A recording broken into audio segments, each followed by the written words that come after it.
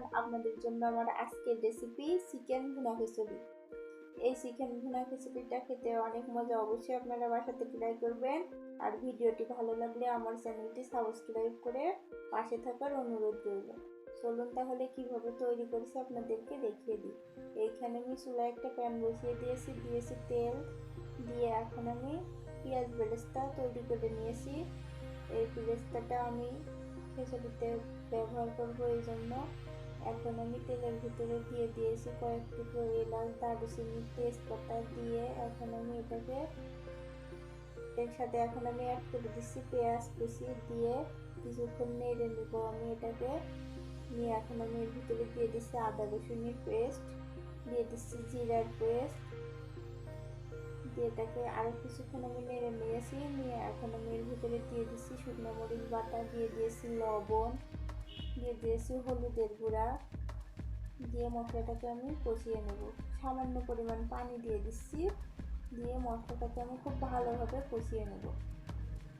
এ পর্যায়ে আমি এখন এর ভিতরে দিয়ে দিয়েছি ধনিয়ার গুঁড়া 1 টেবিল চামচ পরিমাণ। মশলাটা যত ভালো কষানো হবে তত কিন্তু মাংসটা টেস্ট আসবে। এখন আমি এর ভিতরে মুরগির মাংসগুলো দিয়ে দিয়েছি, দিয়ে আরও কিছুক্ষণ আমি এটাকে কষিয়ে নিয়েছি। এখন আমি এর ভিতরে পানি অ্যাড করে দিচ্ছি, দিয়ে মাংসটা সেদ্ধ হওয়ার জন্য সামান্য পরিমাণ পানি অ্যাড করেছি। করে এটাকে আমি এখন ঢাকনা দিয়ে রেখে দেবো 10 মিনিটের জন্য। 10 মিনিট পরে ফিরে আসলাম। দেখুন মাংসের ঝোল যতটুকু ছিল সবই শুকিয়ে গিয়েছে, মাংসটা আমার রান্না হয়ে গিয়েছে। এখন আমি মাংসটাকে নামিয়ে নেব। চুলায় একটা প্যান বসিয়ে দিয়েছি আমি রেগুলার রান্নার তেল। এখন আমি এর ভিতরে দিয়ে দিচ্ছি এলাচ, দারুচিনি দিয়ে এখন আমি পোলা চাল নিয়েছি, এখানে আমি 2 কাপ পরিমাণ নিয়ে চাউলগুলো আমি আগে থেকে ধুয়ে পানি ঝরিয়ে রেখেছিলাম। এখন আমি এর ভিতরে দিয়ে দিয়েছি। এখন আমি এর ভিতরে অ্যাড করে দিচ্ছি মসুরির ডাল, এটাকে আমি ধুয়ে আগে থেকে পানি ঝরিয়ে নিয়েছি। দিয়ে দিচ্ছি 1/2 কাপ পরিমাণ মুগের ডাল, দিয়ে এটা সব কিছু আমি খুব ভালোভাবে মিশিয়ে নিচ্ছি। চুলার আঁচটা মিডিয়াম টু লোয়ে রেখে চালগুলোকে খুব ভালোভাবে ভেজে নিতে হবে।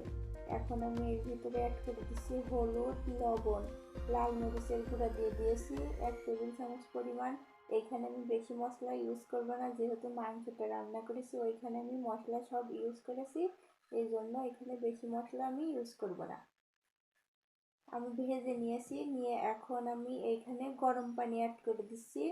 চাল আর ডাল মিলে মোট আমার হয়েছে এখানে 3 কাপ। আমি 6 কাপ পরিমাণ পানি এখানে গরম পানি অ্যাড করে দিয়েছি। চাউল যতটুকু হবে তার 2 গুণ পানি সবসময় অ্যাড করতে হবে। এখন আমি ঢাকনা দিয়ে রান্না করব আরও 5 মিনিট। 5 মিনিট পরে ফিরে আসলাম। দেখুন পানি কিন্তু অনেকটাই শুকিয়ে গিয়েছে। এখন আমি আগে থেকে রান্না করে রাখা মাংসগুলো অ্যাড করে দিচ্ছি, দিয়ে এর সাথে আমি খুব ভালোভাবে মিশিয়ে দেব। মাংসের সাথে খিচুড়িগুলো মিশিয়ে দিয়েছি। এখন আমি সুন্দর একটা ফ্লেভারের জন্য দিয়েছি কয়েকটা ঝাল, দিয়ে দিয়েছি তৈরি করে রাখা সেই পেঁয়াজ বেরেস্তা, দিয়ে এটাকে আমি ঢাকনা দিয়ে রেখে দেব আরও 10 মিনিট।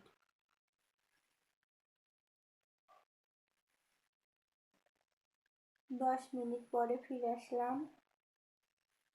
দেখুন তৈরি হয়ে গিয়েছে ভুনা খিচুড়ি। অবশ্যই আপনারা বাসাতে ট্রাই করবেন। আর ভিডিওটি কেমন লাগলো কমেন্টস করে জানাবেন। ভিডিওটি ভালো লাগলে অবশ্যই লাইক করবেন। সবাই ভালো থাকবেন। আল্লাহ হাফেজ।